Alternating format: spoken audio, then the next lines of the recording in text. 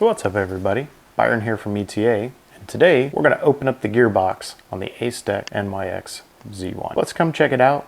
Let me show you how to do some of the maintenance on it, and let's talk about why you should. Let's get after it.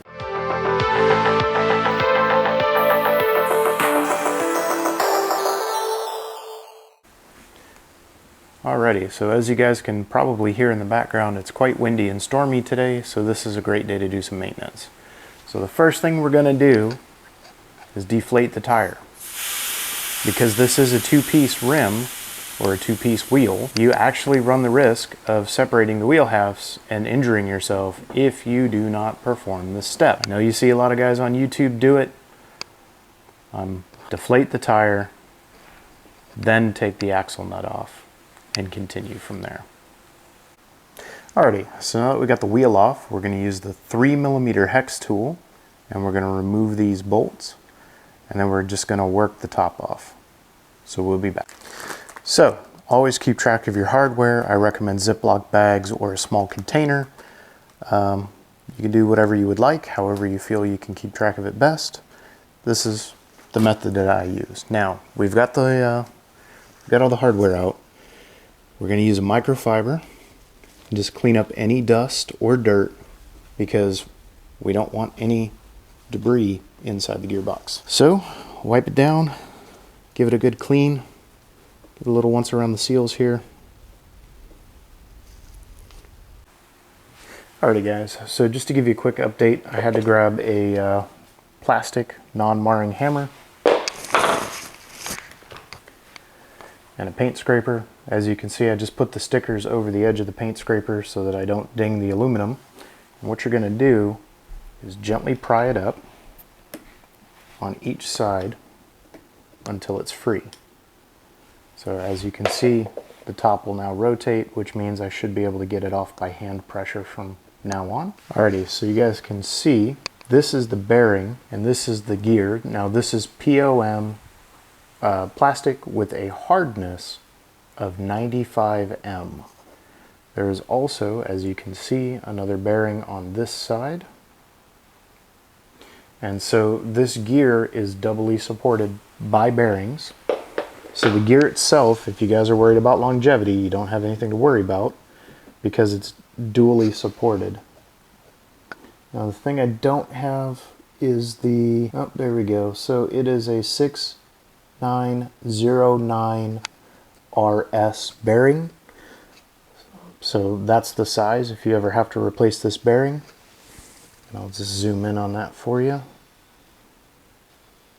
Yep, 6909 RS. The RS stands for rubber seal. Here is the steel gear. This is coming straight off of the motor. As you can see, it's a very nice helical gear. Now, in my humble opinion, this is a little bit light on the grease, so what we're going to do is we're going to go ahead and add just a little bit more grease that I have acquired. So I'm going to wipe this out with a paper towel, and then I'm going to put plastic safe synthetic grease inside. As you can see, there is a very nice rubber seal, so when you're separating it, you have to be very, very careful that you don't ding this seal, because this is keeping dust and just crud out of your gearbox. I've seen a couple of videos where it looks like they kind of ham-handedly removed it. Nothing against that method, but if you use, like I did, just a plastic scraper, or I'm sorry, a metal scraper, a plastic would be more ideal. I put the stickers over the edge here so I don't ding the aluminum. And then you can just work it up, and you have to work it from here to here. So you have to go side to side as you lift it up, because you want to pull it from this pocket in here. Here's the bearing. So you got to get it up off of that bearing evenly. So you're going to pop it a little bit here, a little bit here, a little bit here, a little bit here.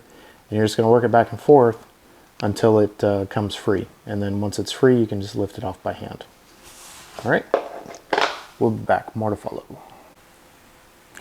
Alrighty guys, so as you can see, I've already wiped it all out, and I've gone ahead and repacked the gear with grease. Now what you're looking for is a plastic safe synthetic grease with a high cling.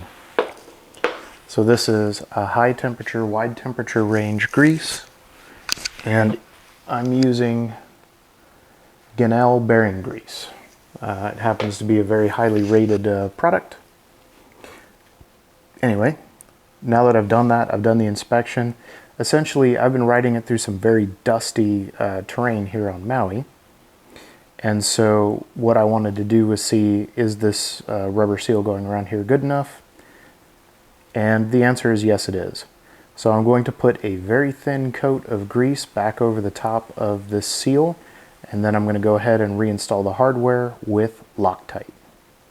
Also, I just wanted to show this to you guys. As you can see, I'm getting it down, but it's not seating, and it's not seating because the teeth have to mesh. So don't be afraid to rotate it around until you get it to line up. Unfortunately, I can't do that with one hand, so I'm going to try to reposition you for a better angle so you guys can get a view of the technique.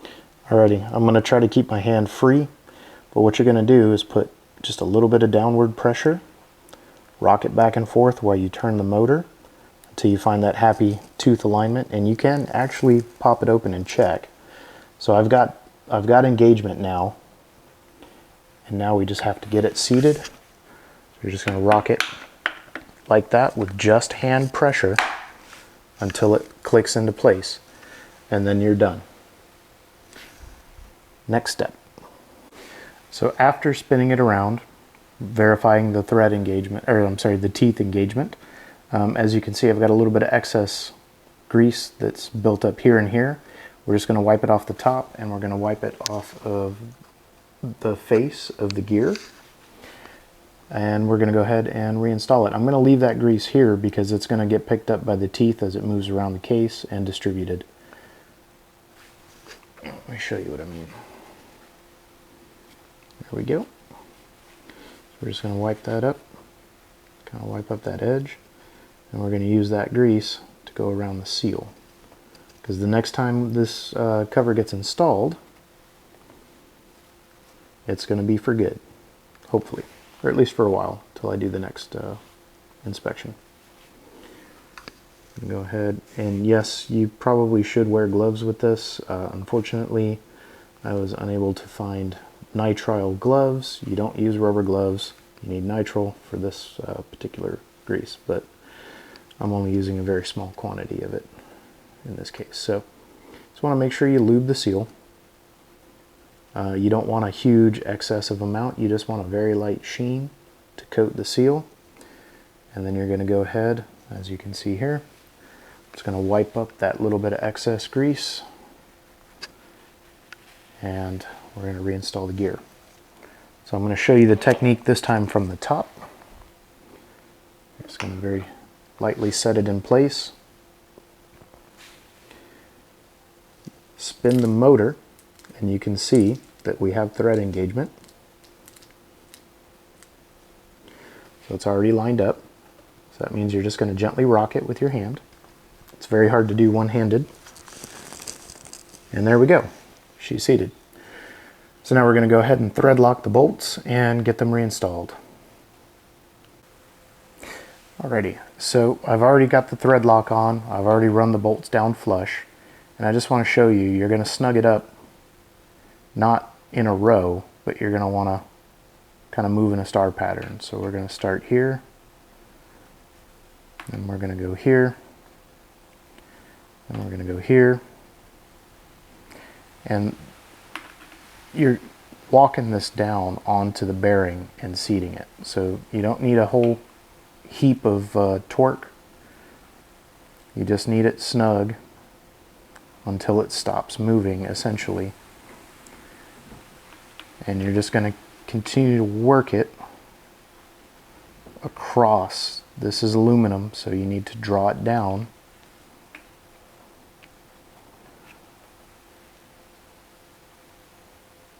And you want to make sure that you have no gaps on the seal, otherwise the seal can't do its job. Okay?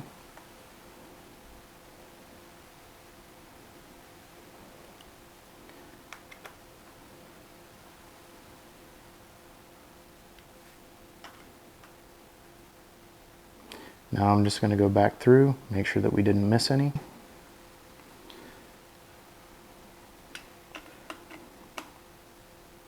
But you guys can hopefully get an idea of how tight I'm making that. The next thing that we're going to do is we're going to reinstall this piece back onto the wheel. But first we're going to check for function.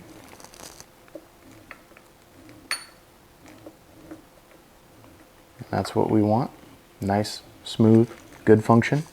As you turn this side, the motor should turn, indicating that it's properly engaged at the teeth. And you can hear it's a little bit quieter, and that could just be because I was re-greasing it with something that in my opinion is slightly better.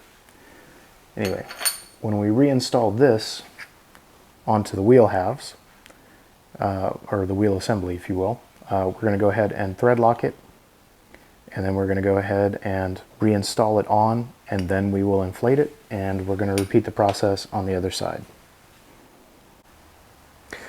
Alrighty, so we've got it done on both sides, we've got everything reassembled, and I just want you to listen how quiet that is now.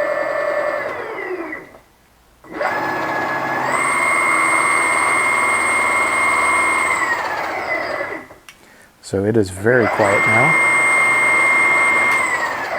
As I was saying earlier, it comes with a pretty good coat of grease from the factory.